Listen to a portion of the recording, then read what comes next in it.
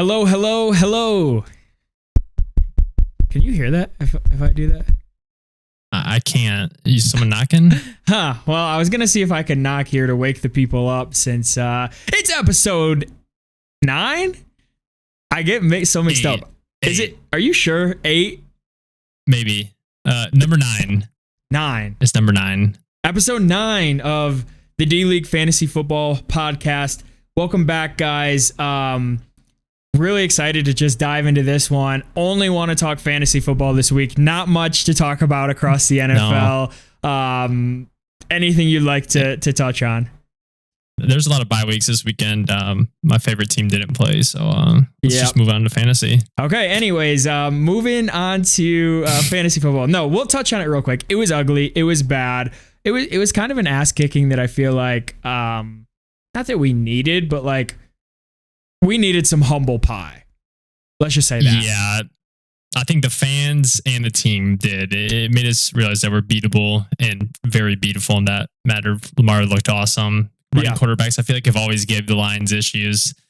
And Goff looked awful. The whole team looked bad. It was just bad game all around. It was really bad. It's funny. People went from like on top of the world to like the deep depths of hell, like on the Lions. Like, oh my, dude, there was like the week before, if you go on YouTube, there's like literally videos all over the place of our Lions Super Bowl contenders. Like no one's going to stop the Lions. And then 1 week later, Stephen A. Smith, how fast it switches. Stephen A. Smith, not that he's even like, I don't even know how he has. Does he even watch football? He's just a talking head. Like, I don't think he actually knows anything about the game, but he literally had the Lions as the number 1 team in the NFL. And then after last week, he released this whole video on how big of frauds the Lions are. And it's like, dude, it was one game. So I don't know. He's not the only one guilty of that. I think there's a lot of people that wear the Honolulu blue themselves that are, I think, overreacting a little bit. But anyways, we'll move on from that. If we can win in Detroit Monday Night Football against Las Vegas,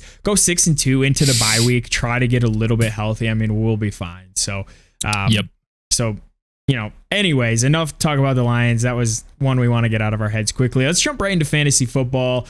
Want to go through last week's recap. Some good games there on the schedule. We'll start with, the rivalry game, the one that I was a part of. And, I want to forget the Lions game I watched, and I want to forget the fantasy football matchup I was involved in. Just another week of playing the highest scorer in the league. This one I can't really complain too much about. I only put up 90 points. All around, my team just didn't play well, and Trent went out and put on a good performance. So kudos to Trent, and I just didn't have enough in the tank here this week. Yeah, another unlucky week of facing the top scorer, but like you said, you really didn't deserve a win anyways. 90 points was only going to beat you or give you 2 teams to beat in the league this week. So it sucks that your luck is not turning around, but there's always next week. Yeah, I mean, a little fun stat. Out of 7 weeks of fantasy football, I've played a top 2 scorer in every week except one. It was the week that I won, and in that week, I played against Mudge, who was the 3rd highest scorer in the league, not including myself. So I beat him by a half point, and I am a lucky win. I am a half point away from being 0-7, which is just absurd, but that's just the way she goes. So on to the next one. A great performance by Chuck's Crumb Bombs, a bounce back performance. If I remember right, he didn't play too well the previous week and came out and really put it on Mark. Yeah, he really did. Mark's squad just didn't show up. 70 points. That is the lowest score on the week. But the Crumb Bums, that gold division is heating up.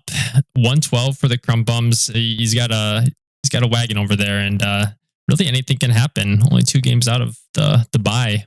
Yeah, tough loss for Mark. I mean, he only put up 69 points, which I don't know what the season low is. Did someone put up a week in the 50s? I can't remember.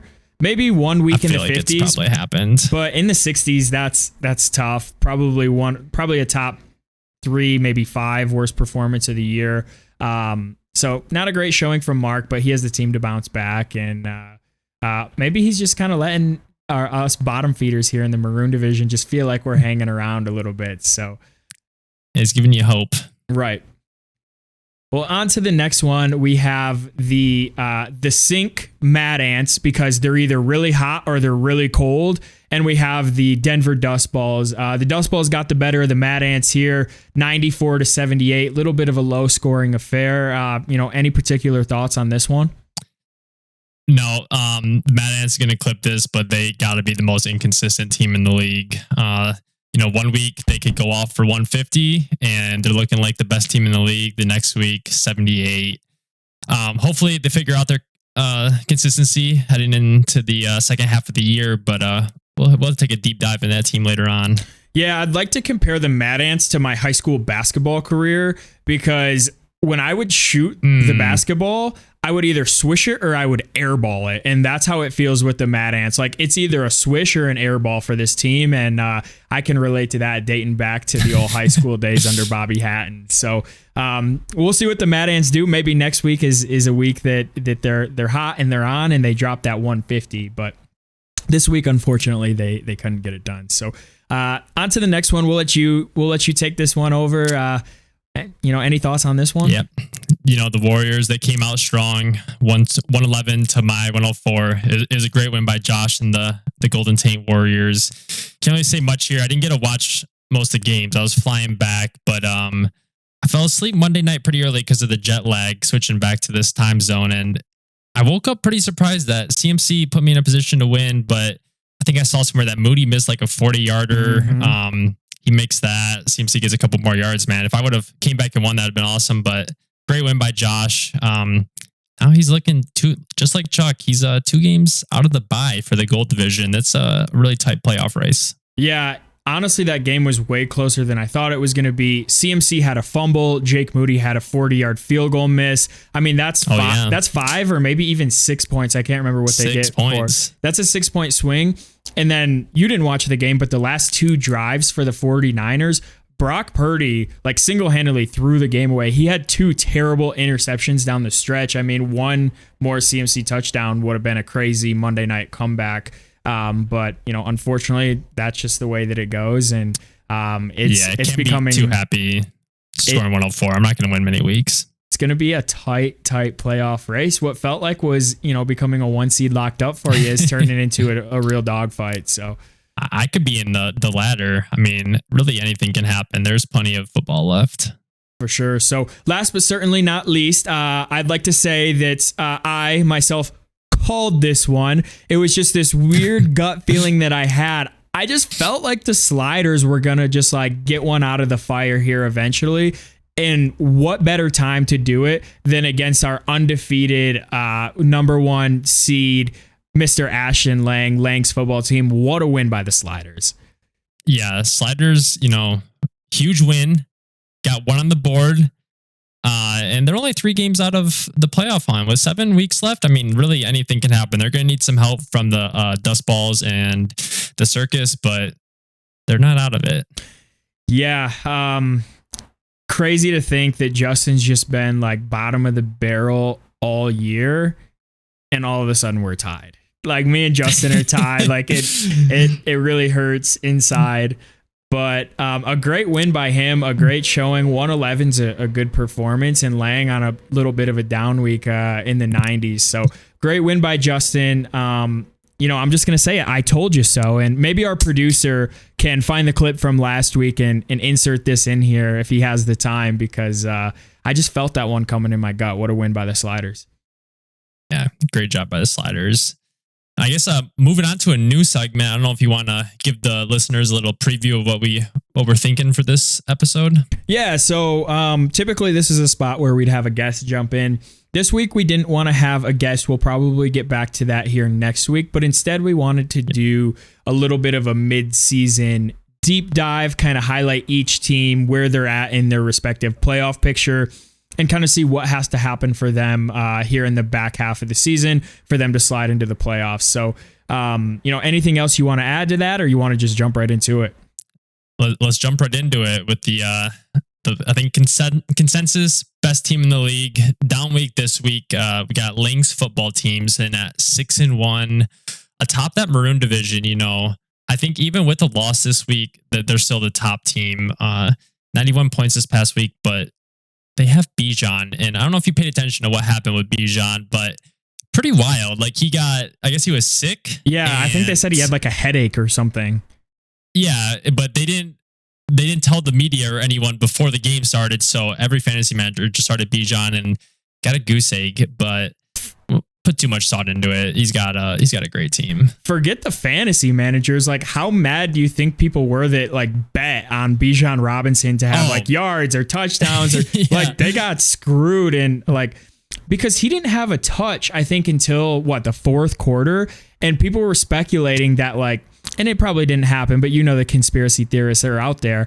He didn't have a touch, so I think if he didn't have one maybe all game, there would have been like a chance that bet got voided. And then they gave the ball to him with like a couple minutes left in the fourth quarter. It was like one rush for 4 yards or something, and everyone lost their bets. Just crazy. So I don't know. That was crazy, but yeah, Ashton's team is really tough. Not a great performance last week, but you'll have those. It's hard to win them all. Yeah. And like Ashton said, the 72 Dolphins can take a breath now. Exactly. You know, he needed to catch an L, get humble real quick, still top the league. This guy's going to be in the playoffs. No doubt about it. 100%. So on to the number 2 seed here in the Maroon division is Mark's Flying Circus. What do you think about this team? I mean, what is he? 4-3, I believe. And I mean, he could very well find himself in the consolation too if he doesn't, string a couple wins together here in the back half of the season. Yeah, it was a poor performance from him, but when you look at his team, he has Goff and Amon-Ra, and Lions didn't have a great showing this past week. So when 2 of your players like that, you got that stat going, and they don't connect for a touchdown, it's usually not going to work out too well. I still think Mark has a great team. Derrick Henry, Keenan Allen, Thielen quietly been putting up a great year. He's got a great squad. You know what's crazy? He's going to go in the playoffs. His second round pick just like sits on his bench. He picked Joe Mixon Joe Mixon, and he doesn't even play him. Like that is kind of crazy. He starts Pacheco and Derrick Henry, which both great players. But yeah, crazy. I'll tell you what, I'm looking at his bench right now. He's got Joe Mixon on his bench, Christian Kirk, who's a beast, sitting on his bench, and then he's got Achane. I still don't know how to say his name. Achane, okay, who's on the IR, but who's been awesome. Like, he's just stacked up with these players. He doesn't even probably know who to start. That's a good problem to have when your bench is that deep, and it really helps you come bye weeks and come playoffs, because I'm sure there's going to be some more injuries, and having that depth really helps. I think Mark's on our team that is pretty much a lock for the Maroon Division playoffs. And we shall see. Yep. Go ahead. Yeah. We shall see. Number 3 spot, we got the Dust Balls. Believe they're tied with Mark in your division. Yep, at 4-3. Yep. 4-3. Yep. The Dust Balls, they got a great squad. What do you have to say about your division foe? Man, I don't know. Like, it's going to be tough to catch him. I think I felt a little glimmer of hope there a week or two ago. I think I was just a game or two behind. Just a game behind him. If I would have won, he would have lost. I would have been in the playoffs at that moment. And then I went one direction, he went the other. He's on a little bit of a winning streak here, and at 4-3, and me and Justin at 1-6. It's going to be tough to catch him. Yeah, it certainly is. I'm taking a look at his roster right now, and he's got some studs on his team. Joe Burrow, if he starts playing like the Burrow we all know he can play as, he's gonna really help Mudge's squad. Jonathan Taylor, he's just starting to come back, so he's got him. He's got on his bench Kyron Williams, who is sneakily starting the year off as like a top 5 running back. They were giving him all the workload. He's got a good squad. I'm liking this. I'm liking what I'm seeing out of him, and with a 3-game lead on number 4 in the division, he's got a fairly easy path to the playoffs, but it's really his spot to lose, I'll say. Yeah, grabbing Jonathan Taylor looks like in the 6th round for him was a great pick. Obviously having to stash a guy on your bench for 7 weeks is I guess 6 weeks is never really fun, but it's looking like now's the time that it's going to start paying off for him. So good pick, good for him for playing the long game. And I think Jonathan Taylor could be a league winner, honestly, if he keeps playing well. So Certainly. That brings us to number 4, the Ogama Jobbers, and a team that has the other, I guess, head of the dragon, so to speak, on that Colts team with Zach Moss, who is just an absolute dog through 6 weeks, just a dog. And it's tough to see him kind of get phased out of the offense because he is a really good player. And he's, a lot of the reason. I can't say that I was winning games, but that I was competing because, he was putting up 15 to 20 points just about every week. Yeah, and correct me if I'm wrong, but I believe the only reason you have Zach Moss is because back when someone on your, I think it might have been Cam Akers or someone, got put inactive like 10 minutes before kickoff, and we were golfing. We were on the golf course. Pick someone up, and he did. That was a great pickup. Sucks to see JT back, but I think he's been playing so well that they're gonna split the workload. I mean, they're not gonna. They did pay JT, but I don't think they're gonna want to give him all the carries. I think maybe be like more of like a 60-40 split, which, I mean, the Colts, they've been very good, a lot better than what I was expecting. I mean, they just almost put up 40 on probably one of the best defenses in the league in the Cleveland Browns. So having a running back in that offense is good. Yeah, I think it's just such a tough year for me, and it feels like the same old story. Like, I have a lot of pieces and a lot of solid players, but I just can't find a win. And what can you do other than just like tip your cap and just keep moving on? Right now, I'm in a bit of a funk with trying to find a quarterback. Justin Fields was just starting to turn into the Justin Fields fantasy producer from last year. I think he went for like 30 and then 40. And then at the start of the next game, I think he dislocated his wrist or whatever the thing was and ended up with 4 points and lost me that week. So it sucks to have quarterback problems, especially in this league where quarterbacks score a little bit more points than most leagues. But we're just going to keep fighting. We have some good pieces. I mean, looking at the roster, like, there's a lot of guys that I still like here. So we'll see. I just got to string a couple together, and then, maybe come the last few weeks of the season, we'll have a chance. Yeah, I like your squad. Your squad's been putting up enough points to where you should be in the playoffs, but you just haven't had the points against go your way. So once that starts going your way, if it goes your way, hopefully it does. I think you could make the playoffs. So just 3 games back with 7 to go. You're gonna need some help from the teams above you. Yeah, tough when you're at 910 points against, and the second most is 750. So 160 points clear of the person behind brutal. Me. But that's just the way she goes. So on to number 5 here. I actually tied with the schedule. Yeah, right. Someone didn't know what they were doing. But on to number 5 here, the Southside Silly Sliders got their first win, tied with me. And it feels like kind of whoever wins this matchup this week between Justin and I is going to be the one fighting with Mudge for that 3 spot. But we're going to need some help, 100%. Yeah, 100% agree. I think if either of you want to make the playoffs, it starts this week. And whoever loses this, I mean, they're pretty much, I'd say, out of it. For sure. I mean, Justin's got a great squad. Lamar, if he plays like he can and like he did against the Lions, it's gonna be tough to beat Justin. Lamar had a great performance. Saquon's getting healthy. Like in Justin's squad, Breece Hall starting to get the workload. So if the Sliders win this week, anything can happen. Yeah, well, someone's coming out of this week with 2 wins in the Maroon division. Best of luck, Justin. But I do have to say, I hope it's me. I'd love to be the one fighting Mudge for that 3 spot. And with that, that's kind of the Maroon division recap. Anything else you want to add there? Yeah, I guess we can do some quick predictions for the rest of the way. I think Link's football team is going to lock up the 1 seed. That's not a hot take at all. I think the Dust Balls are going to slide in at that 2 spot. And at the 3 spot, I got the Ogama Jobbers. I think that you turn your season around and you sneak in the playoffs. And unfortunately, that leaves the Circus and the Sliders at the 4 and 5 spot fighting in the consolation bracket. Yeah, I like the prediction and I love the optimism. Unfortunately, I just don't see it happening. I think the hole at this point is a little bit too deep.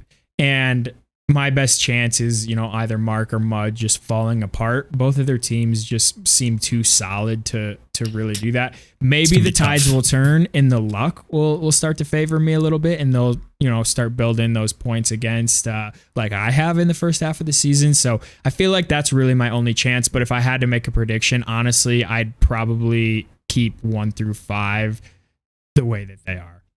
I think Ashton gets the 1. I honestly think Mark stays at the 2.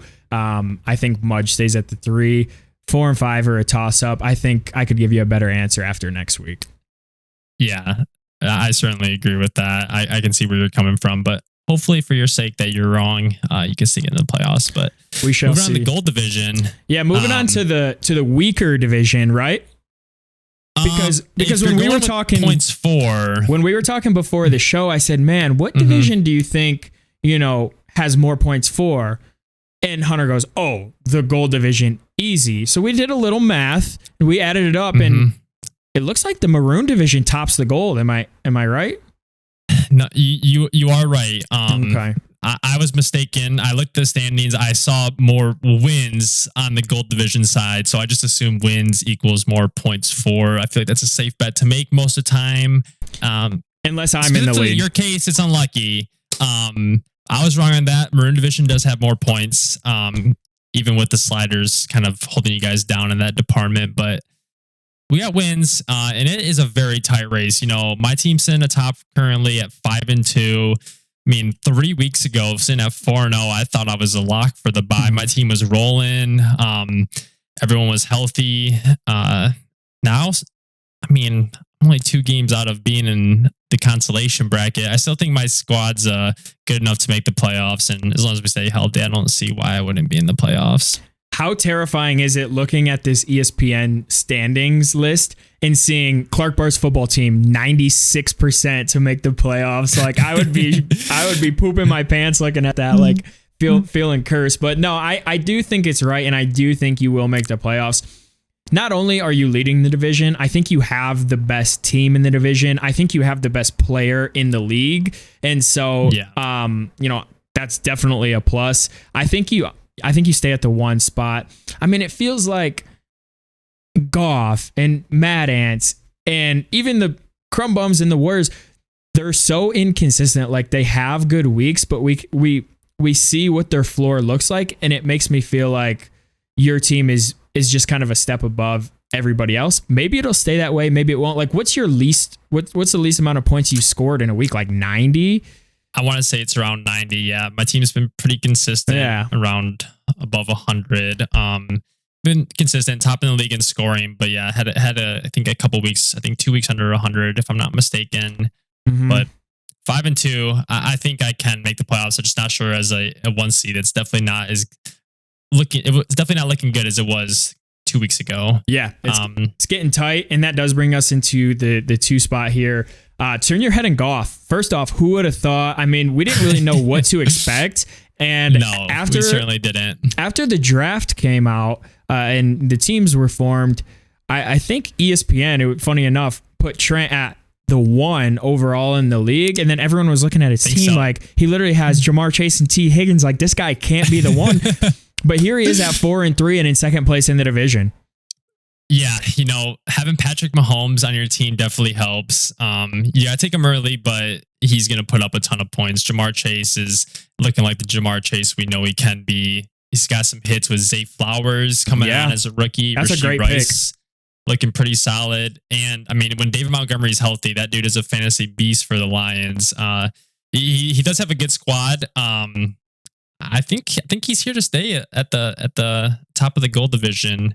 I really like what I'm seeing out of Turn Your Head in Golf, and I think he's going to make a playoff appearance year 1 in the D-League. Yeah, we'll see. He does have a good team. I think Rashee Rice has potential to be really solid for him.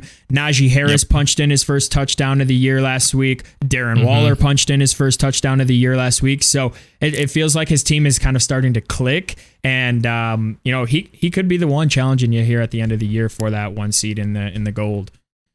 Definitely agree with that. Number 2, we got number 3, sorry, we got the Mad Ants, tied with Turn Your Head in Golf, both only 1 game out of the bye. What are you seeing from the Mad Ants?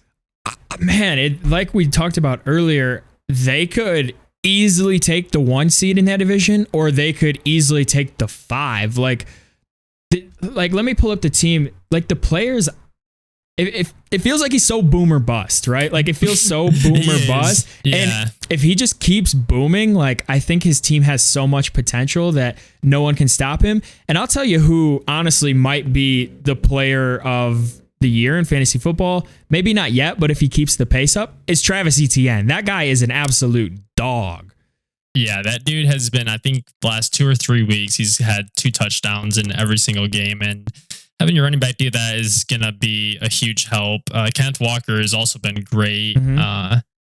T-Law, the rest of his squad. T-Law to Christian Kirk has been good. Yeah, I mean, I feel like he has a lot of really solid guys. George Kittle's a top 5 tight end. Like he's solid too. So I don't know. I could see the Mad Ants going either way, and I wouldn't be surprised if they end up at the top or the bottom. It's just so hard to tell with his team. Yeah, no doubt. If they catch fire at the right time, they're going to beat anyone in the league. And I think they are very inconsistent, but he does have a good squad in there, and they're looking pretty scary. Agreed. So that takes us to our 3 and 4 teams here in the Gold Division. The first being Chuck's Crumb Bums. Man, his team is hard to read too, right? Like he has a lot of good players, but it's just a matter of, are they actually going to perform? It's so hard to pick the Crumb Bums when you have a guy like Justin Jefferson go down. Do we know when he's coming back? Like, is it just like a 4 or 5 week thing? He was on the IR. If the Vikings would have lost last night or 2 nights ago on Monday night, I would have said that, they'd probably ease him back in. But I mean, they just beat one of, if not the best team in the league in the 49ers. Yeah. They're only 2 games out of the North, 2 or 3 games out of the North. Yeah. And they can still turn the season around. So I think Justin Jefferson will be coming back in 2 or 3 weeks. But having him back will be a huge help. I mean, he was the number 1 pick for a reason. Yeah. Rest of Chuck's team, Gibbs hasn't been the greatest for fantasy purposes. He had a good week last week. Mm-hmm. CeeDee Lamb's stud. George Pickens has his ups and downs. Pickens has been pretty good this year. Yeah, he has been solid. That Pitt offense, I just don't trust it with Matt Canada running it. But I am liking Chuck's squad, and I think if he can stay within 1-2 games from the playoffs until JJ gets back, he's going to make a run at it, and I think he's got a good chance to make the playoffs. Yeah, healthy Jettas, and I'm riding with Chuck's team. Without him, I'm a little skeptical, but it's still doable. So on to number 5 here in the Gold Division, Mr. Golden Taint, the Golden Taint Warriors, still 3 and 4, 2 games out of the 1 seed while being in the 5 seed. Like, what a weird spot to be in, but you can't even really you can't think about it too much, being in that 5 spot when you're only 2 games out of the 1. 100%. That 5 spot means nothing. Josh has got a great squad. I faced it firsthand this week. Jalen Hurts is a stud. Puka Nacua has been one of the best fantasy pickups of the year. He's been amazing. Kelsey, he's always going to get his. You'll never guess. He's got James Conner on IR, so when he comes back, it's another good piece. You'll never guess where Travis Kelce ranks amongst tight ends. 1. I mean, the guy's just wow. The guy's he just produces, man, and that's it. That's all he does. Every year. And now he's got T Swift on his side. Like it's over, right? Yeah. If you have someone like T Swift coming to your games, like you have to ball out, right? 100%. You have to. I used to be a T Swift hater, but I actually just watched her documentary on Netflix, and she actually seems like super cool, like a cool person for the most part. So I'll have to give it a watch. Yeah, I don't want to get canceled by the Swifties here. Yeah, it's actually pretty good. So Travis has a catch off the field, and he's always getting catches on the field. So as long as he keeps producing Puka Nacua, I'm gonna Puka Nacua all over myself if Cooper Kupp doesn't start getting more of these targets, because Puka Nacua has been a beast. I mean, I think he's like top 5 or top 10 in amongst wide receivers this year. He's been a great player. Jalen Hurts too, I think, is top 5 in the league. I mean, that guy's a beast too. So a lot of potential for this team, and this Gold Division is just chaos because I could see any team taking it. Yeah, this is turning into quite the playoffs, the playoff hunt. I really don't know if I want to go first in the predictions here, so I'll let you I'll let you give your take on the gold division. Oh man, I didn't come prepared for this, so I'm just gonna eyeball it here. I do think you stay at the 1. I do think, being 5-2, I think you have the best team out of that division. So I do think you stay at the 1. Man. I don't think I can put the Crumb Bums in the playoffs with the Jefferson injury as of right now. So I think I'm gonna put the Crumb Bums at 4. I honestly think that the Warriors get 2, and I think Goff gets 3. I think it goes Clark Bar, Golden Taint, Goff, Crumb Bum. No. Let's go Mad Ants, Crumb Bums. I think Mad Ants get the 4 and Crumb Bums get the 5 there. That's what I'm going to go with here. I really like that take. I actually have a very similar take. I have myself at the 1. I agree. I still like my squad even after a couple losses. I'm still putting up a good amount of points. Number 2, I also have the Warriors. Mm-hmm. I'm really liking the Warriors. Like we said, Kelsey, Hurts, they have top 2 players at the position for fantasy. I like them at the 2 spot. Number 3, this is where I'm taking the Mad Ants. Okay. I think that they get enough wins, enough consistent weeks where they sneak in that 3 spot. I got the Crumb Bums at the 4, and I'm sorry, producer, but I got Turn Your Head and Golf at the 5 spot. But I think the 5 spot this year in the gold division will be equal to the 2 seed in the maroon division. So you can always just cope with that if you need to. Yeah, I don't know. Man, that's such a hard one, and I'll probably be way wrong on these predictions. But I don't know. With Trent's team, I just feel like having Mahomes, like he can single-handedly win you a game any given week. So 100%. I like him still in the playoffs, but man, who's to say? We got a whole half a season left, and it's gonna be I think as Ashton really, really loves to say, it's gonna be chaos come December. It is. I really can't wait for weeks 13 and 14. I think we're gonna have some really juicy matchups that have severe playoff implications on the line. I do play Mark week 14. Who knows? Who knows? I don't know. We'll see, but. Well, that does it for our little mid-season deep dive. I mean, it's so hard to predict these. I think the maroon is a little bit more predictable with 2 1-6 teams there. But man, that gold division, it's hard to choose. So I know we're kind of long on time here, so I'm just going to quickly rip through next week's matchups. I'll start with Lang's football team and the Flying Circus. I don't know. I feel like Lang's football team bounces back. I think they moved to 7-1, and the Circus has to be careful if they slide to 4-4 here. That's maybe when you start to get a little bit nervous. I was just about to say, you need to be rooting for Lang's football team to win this. Mm-hmm. Circus goes to 4-4. You take a win over the Sliders.